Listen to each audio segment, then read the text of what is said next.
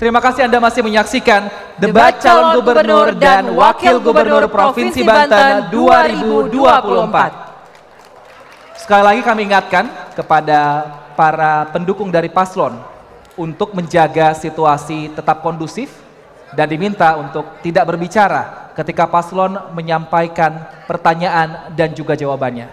Sudah jelas? Sekali lagi kami ingatkan penyelenggara punya kewenangan untuk mengeluarkan Anda jika Anda membuat situasi tidak kondusif. Dan setelah kita melihat calon gubernur saling memberi dan menjawab pertanyaan di segmen sebelumnya, kali ini kita akan saksikan para calon wakil gubernur untuk memberi pertanyaan kepada calon wakil gubernur lain.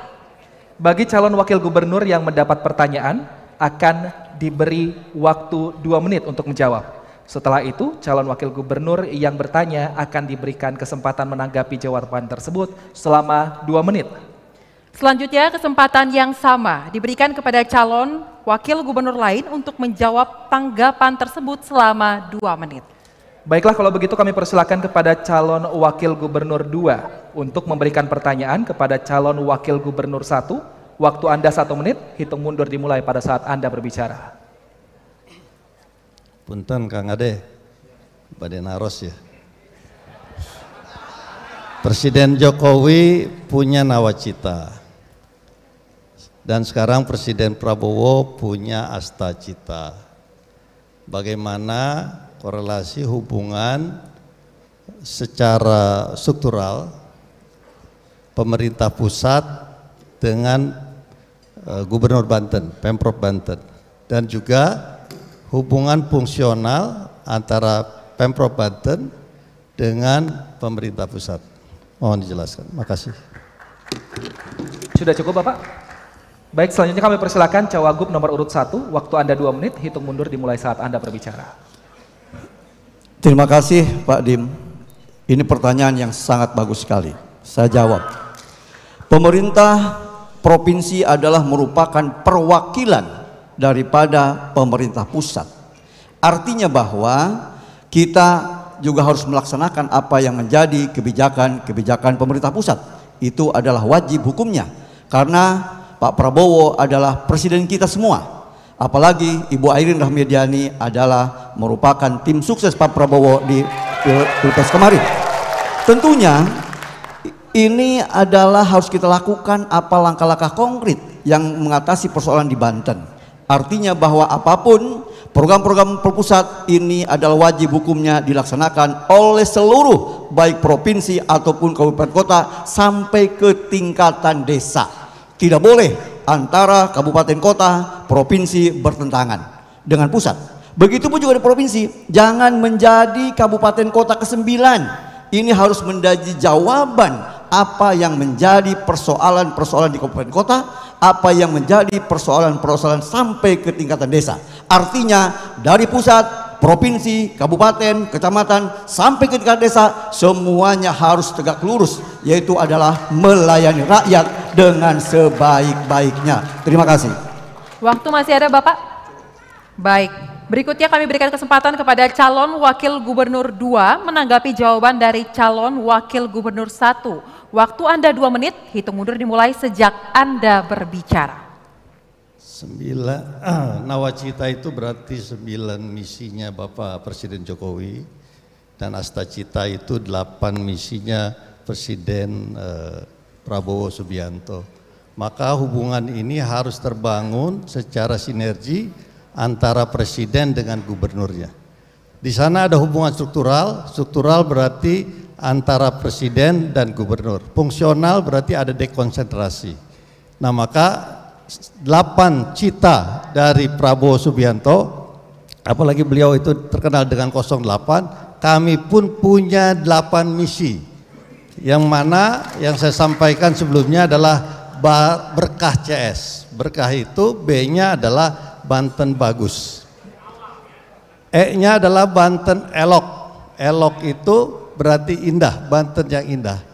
R-nya adalah Banten yang ramah, K-nya adalah Banten yang kuat, A-nya adalah Banten yang aman melayani. Dalam arti aman melayani betul-betul e-government, clean government, good corporate governance, dan keadilan serta tidak korupsi. Terus yang berikutnya adalah hak hidup makmur untuk masyarakatnya. Bagaimana biar masyarakat hidup makmur? Ya masyarakat dikasih lapangan pekerjaan. Maka 70% nanti di industri perdagangan dan jasa, masyarakat Banten wajib bekerja di situ. Mendapatkan prioritas 70%, 30%-nya boleh dari luar. Apalagi makmur itu adalah tiada lain memberikan pendidikan gratis, memberikan kesehatan gratis, sehingga mendapatkan pelayanan yang prima dari pemerintah. Terus CS-nya adalah, C-nya cerdas, pendidikan tadi, S-nya adalah sehat. Bagaimana masyarakat hidup sehat, rukun dan damai. Wassalamualaikum. Waktu habis, silakan dijawab calon wakil gubernur 1. Waktu Anda 2 menit, hitung mundur dimulai saat Anda berbicara. Visi misi gubernur dan wakil gubernur itu juga merupakan implementasi daripada apa yang dicita-citakan oleh Presiden. Itu ada sebuah keharusan. Tentunya, tapi disesuaikan dengan kondisi daerah. Kalau suatu daerah kebutuhannya A, maka visi misi kita harus menjawab bahwa kebutuhan itu. Artinya bahwa segala sesuatu yang kita lakukan di dalam visi misi Airin Ade ini merupakan tindak lanjut apa yang menjadi 8 cita Presiden. Prinsipnya, Presiden ini adalah presiden kita semua, Presiden Republik Indonesia yang cita-citanya harus kita dukung bersama, termasuk oleh provinsi, oleh kabupaten, oleh kecamatan, sampai ke tingkat desa, bahkan sampai ke tingkatan RT.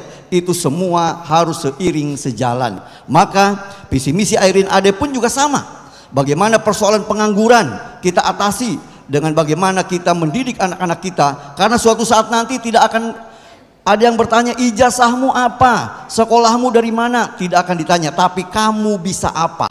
Maka untuk itu kita didik mereka agar punya skill, agar punya kemampuan, sehingga bisa mampu bertahan hidup. Yang keduanya, bagaimana dengan anak-anak kita, pondok-pondok pesantren juga sama, harus kita jamin bagaimana kita dorong pendidikannya. Jangan sampai ada ketidakadilan antara pendidikan umum dengan pendidikan pondok pesantren. Itu juga tidak luput dari perhatian visi misinya Airin Ade. Prinsipnya visi misi Airin Ade adalah tidak melanggar atau seiring sejalan dengan visi misinya 8 cita apa yang ada di dalam visi misinya Presiden Republik Indonesia, dan seluruh rakyat Indonesia juga wajib, terutama pemerintah, melaksanakan itu. Terima kasih. Baik, waktu masih ada Bapak? Cukup? Baik, selanjutnya calon wakil gubernur nomor urut 1 akan memberi pertanyaan kepada calon wakil gubernur nomor urut 2. Kepada calon wakil gubernur nomor urut 1 kami persilahkan, waktu Anda 1 menit dimulai sejak Anda berbicara. Terima kasih. Pak Dim yang saya hormati dan saya cintai, saya banggakan, bahwa Kabupaten Pandeglang menurut data BPS ini paling tertinggi tingkat kemiskinannya di Banten. Maka untuk itu perlu saya pertanyakan kepada Bapak, apa persoalan yang ada di Kabupaten Pandeglang sehingga kemiskinan ini terlalu tinggi dan tidak ada perubahan?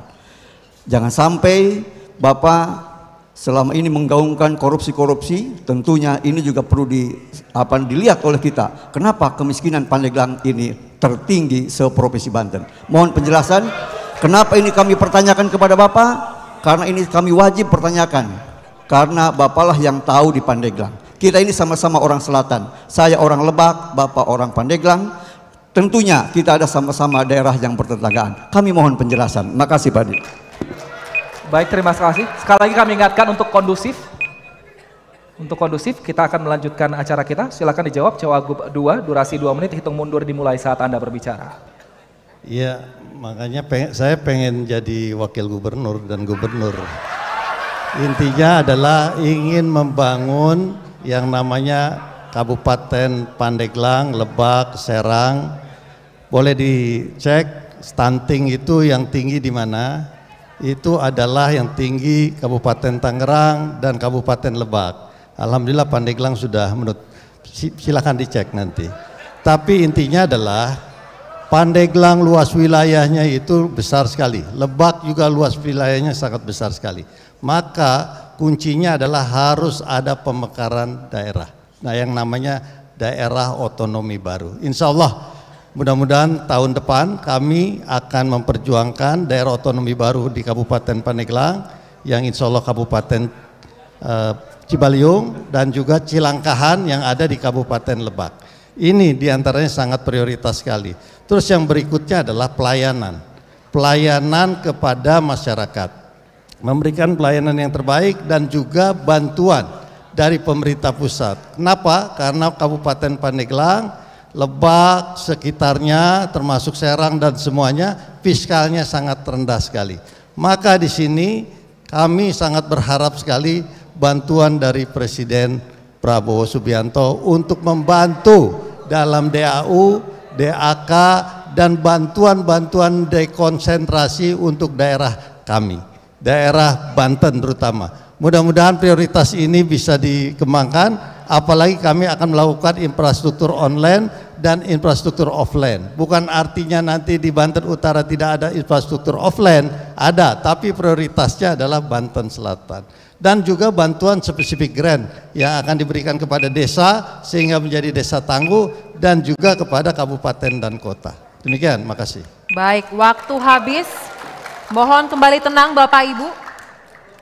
Berikutnya calon wakil gubernur nomor urut 1 untuk menanggapi jawaban dari calon wakil gubernur nomor urut 2. Waktu Anda 2 menit dimulai sejak Anda berbicara.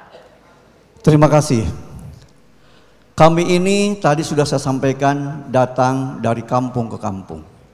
Makanya kami tahu persis kondisi yang setiap 8 kabupaten kota, termasuk Pandeglang. Di Pandeglang ini infrastrukturnya sangat-sangat parah. Di Lebak pun juga masih banyak jalan rusak, tapi kalau kita lihat ini paling banyak di Pandeglang. Bagaimana itu Batu Hideng, selama ini belum ada pembangunan.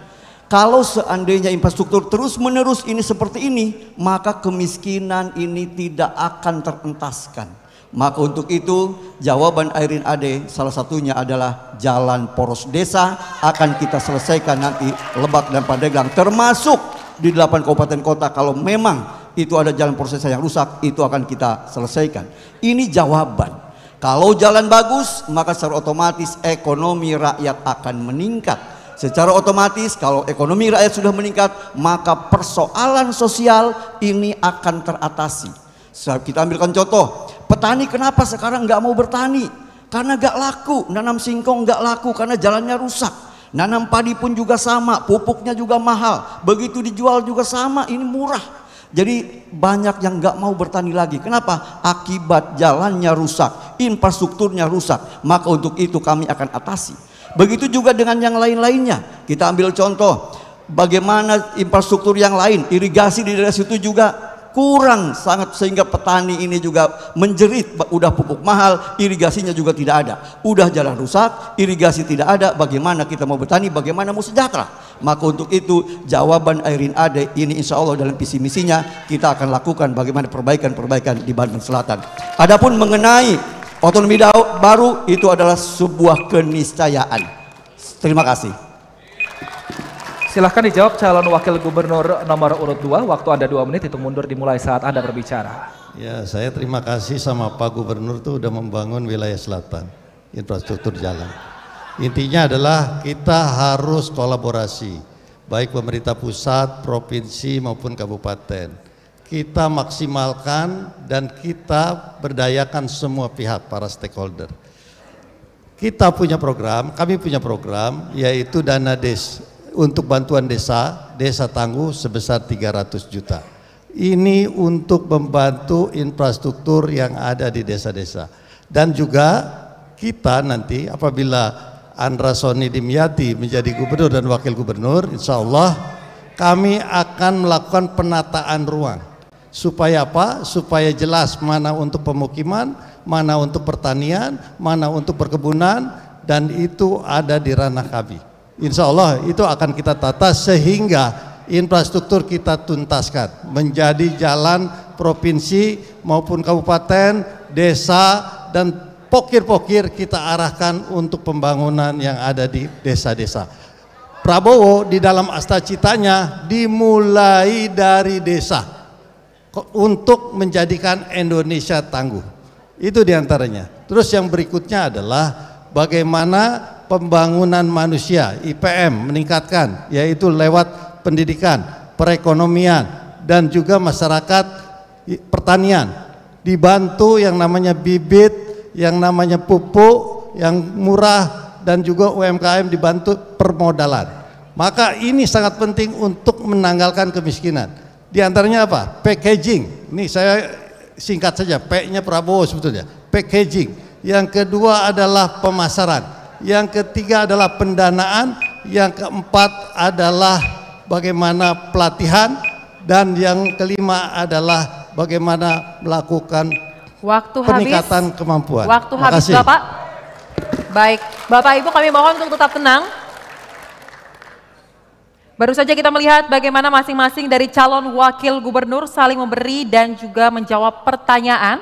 Dan di segmen berikutnya kita akan menyaksikan kalimat penutup dari masing-masing pasangan calon. Jadi tetaplah bersama kami di Debat Calon Gubernur dan Wakil Gubernur Provinsi Banten 2024.